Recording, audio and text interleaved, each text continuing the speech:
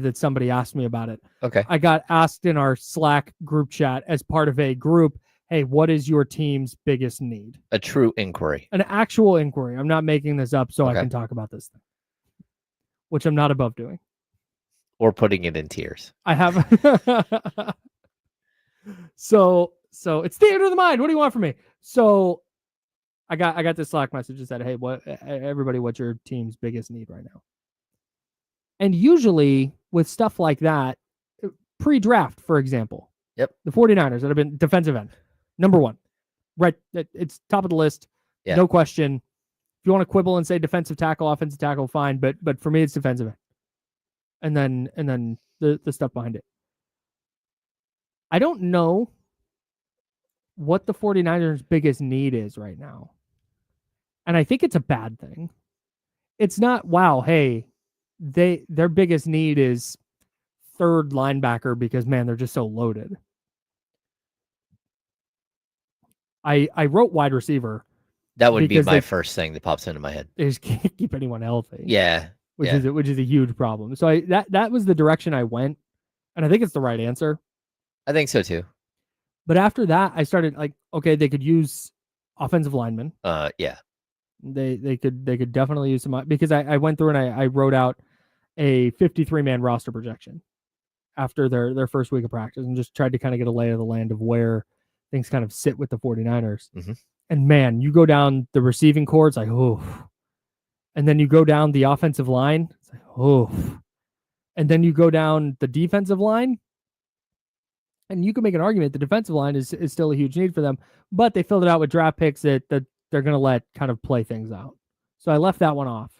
But then, like, you get to linebacker, and I don't want to get too far into the weeds, but it is Fred Warner, and then, I don't know. D. Winters having a nice OTAs. He's had a nice training camp, but can he play in an NFL game? Couldn't last year. Yep. Was not an effective player last year, but it looks like he's going to start this year, so maybe it's that. I think there are so many question marks that I don't know. You and I are on a consensus that it's wide receiver, though. Like, we're both in that camp that if they could add one, they get to add one really good player at any position. Oh, it would definitely be, for me, it would be wide receiver. Although, because of the injuries? Yeah, well, because of the injuries, because Ayuk, I don't know when Ayuk is going to be functional. Juwan Jennings has a calf injury and, like, realistically is like a glorified, like, super number 3 wide receiver, turn number 2, turn number 1. I'm not sure about Pearsall at all and his ability to stay healthy. Mm-hmm. They've got other young guys that they've drafted. They keep like signing randos off, the street to play. Like, it just feels like that's the position where the room is just not, it doesn't have the top tier talent that it once had. At least not right now. I think this is kind of what you were alluding to here, but even if they were fully healthy, yep. Even if Brandon Ayuk was out there and Ricky Pearsall was out there and Juwan Jennings was out there, I think you could still make an argument. Could use some depth there. And I say fully healthy. I'm not going to take Brandon Ayuk's knee injury away. But even if Brandon Ayuk was working his way back, I think you'd still look and go, man, they could probably use another receiver. I think even more than an offensive lineman. Yeah, I think so. I mean, if we're talking about like future, what is it that you need for the future? Oh man, I'm pointing at the offensive line. I think going into this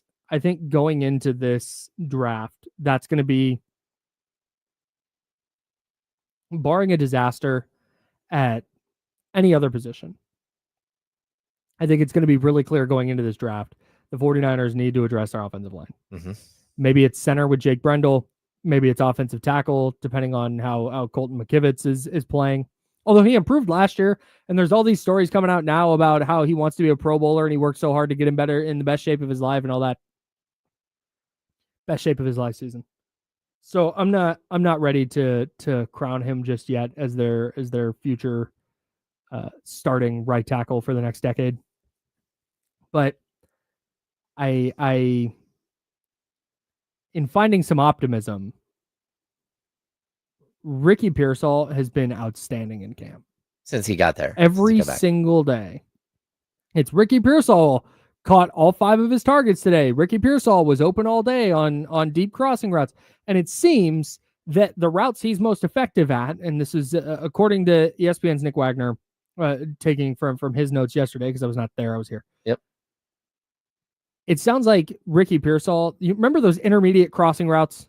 Yep. That Brock Purdy just tore up in 2023? The Ayuk route. Yes. Yeah. That deep crosser where you're going, he makes the catch and has a bunch of room to run after, and you're going, how's he open? 20 to 30 yard chunks. Yep. And it opens a space. Every time. Yep. It seems that that's his go-to route, and it's the one that Brock Purdy is really good at throwing. Mm-hmm. So those out routes, but those over the middle, intermediate to deep crossers are Brock's bag, and it appears it's also Ricky Pearsall's bag. So I am getting more and more optimistic about Ricky Pearsall by the day, because I did have questions like, A, can he stay healthy? You're right. That's priority number 1. Yep. But then priority number 2 is he good? He flashed last year, but he had 4 games out of 11 where he was good. And then there were like 7 games where he was non-existent. Yeah. So I'm leaning more away from the is he good thing, because I think he is. I think he can play.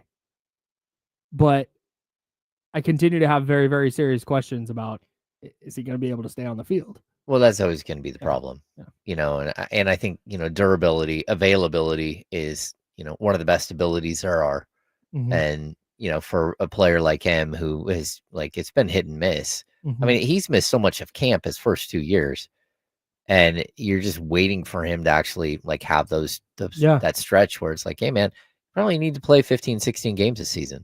Well, it's about consistency, right? Yeah. And performing consistently. And he has in camp. And that's all we've got right now. So it's the health thing that you're not going to be able to prove it until you do it. Yeah. You can't go, wow, he had a great training camp. He is going to stay healthy. You don't know. Well, I think the Niners did do like a lot of really good work. I mean, like addressing the defensive line, not only by getting like a budget deal done to bring in Huff, right? Yeah, but also their top 3 picks, right? Not their top 3, but 3 of their first 5 or whatever. Yeah. But addressing that position, like, okay, you understood the sense of urgency. I just don't understand how they don't understand the sense of urgency on the offensive line. To me, that's been the one. It's like, okay, if McKivitz is going to have like the greatest season of his career, that's fine. But the center position, the guard position, you're still looking at guys. They found one guard last year that, looks like a stud in Pooney, right? Mm-hmm. Yeah. So you've got that, but you don't even have a long-term replacement for 36-year-old Trent Williams. Yeah. So yeah, it could get a little dicey there at that position really quick. Yeah. I think if it looks like Michael Williams can really play, their first round pick. Yeah. Drawing rave reviews. Okay. That's good news. Alfred Collins is enormous and still trying to learn how to play in a league where he can't just move people, because the other people are also going to be big and strong. Yeah. So he's still learning how to play, but it sounds like CJ West, one of their other defensive linemen, can really go. And then the other one is their 3rd round pick, Upton Stout, who they took with the 100th overall pick. Mm-hmm. Go find your favorite beat writer's practice recap, and Upton Stout is doing something good. Yeah. And we've got Kyle Shanahan talking about how he just knows how to be a pro. He stepped in day 1. He's showing up early already to watch old film, and he's talking to K'Wan Williams, who used to play nickel in Robert Saleh's scheme, trying to get the nuances from a guy who's played the position. I think if Michael Williams can play, if Upton Stout can play, and I'm talking like quality starter, Pro Bowl caliber starter, and if Alfred Collins can at least be a rotational guy, and if CJ West is starting or is a good rotational player, then I have a really hard time being like, wow, they messed up not going offensive line. No, I get that. But you had a lot of picks, and it seems like you could have found a way to sneak in like an upgrade at the center or guard position, especially the center position. There were like the top center on the board was there forever. But that's it. They love Jake Brendel. They're big. Kyle Shanahan, John Lynch would tell anybody with ears how good Jake Brendel is. Yeah. So they know more about football than I do. They do. So me too. I don't see it, but I get if that's their process, I get it. I worry about the process though. Yeah.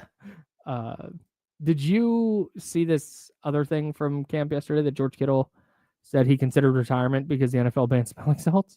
Yeah, that's wild. So check this out. If you missed it, here's George Kittle. It was a Fred Warner interview with generic NFL Network guy A, whose name I forget.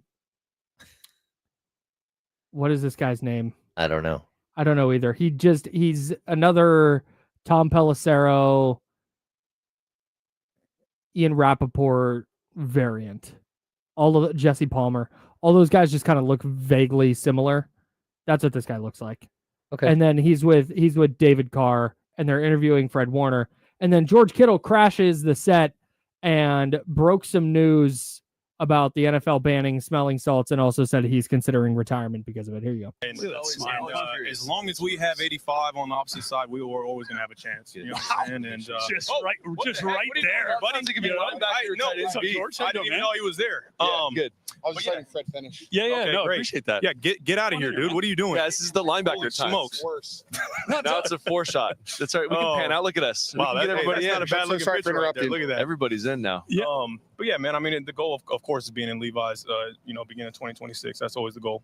Sure. And George, hello, friend. Sure. How are you? I honestly just came up here to air a grievance. Oh, Our team got a memo today that smelling salts and ammonia packets were made illegal in the NFL, wow. and I've been distraught all day. Okay. Illegal? He even said that he's not practicing anymore. I considered retirement. Yeah, so they gotta go ahead and bring that back for George Kittle. If Yeah, you're hearing so we got to figure Mr. out Goodell. a middle ground here, guys. Yeah. Somebody help me out. Somebody come up with a good idea. Send Fred, an it's email. on you. Airing of grievances. Yeah, that's all I had to get out there. I'll get that off. Is my it chest. before every drive is a I'm an every drive. I'm an every drive guy. I've seen Every guys down. like that. I'm an every drive guy. In between every play, he No, keeps that's one too of much. his socks, That's pulls out the that's sock. way too much. Yeah. Well, it feels like the energy's still out here, though. I mean, No, definitely. Yeah. All right, that's enough. I don't care anymore. So the NFL did, in fact, ban smelling salts. That's crazy. Which you That's see- Rhett Lewis. Just so Rhett Lewis, that's Rhett it. Lewis I knew it was some. Kleinschmidt is his last name. He actually just shortens it. It's Rhett Lewis Kleinschmidt. So Lewis is the middle name, or is it Lewis hyphen Kleinschmidt? No, it's not hyphen. Like he goes by Rhett Lewis, but his real name is Rhett Lewis Kleinschmidt. So he goes by first name, middle name. Yeah, I think so. I'm gonna start doing that. Uh-oh. What's your middle name?